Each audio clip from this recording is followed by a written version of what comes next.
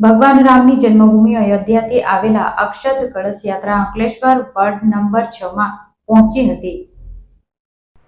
22 જાન્યુઆરીના રોજ અયોધ્યામાં રામ મંદિરના પ્રાણ પ્રતિષ્ઠા મહોત્સવની ઉજવણીના ભાગરૂપે સંતો દ્વારા આમંત્રણ પાઠવવામાં આવ્યું છે। આ આમંત્રણ કળશમાં ચોખા મૂકી દેશના અલગ અલગ ખૂણાઓમાં કળશ મોકલવામાં આવ્યા છે।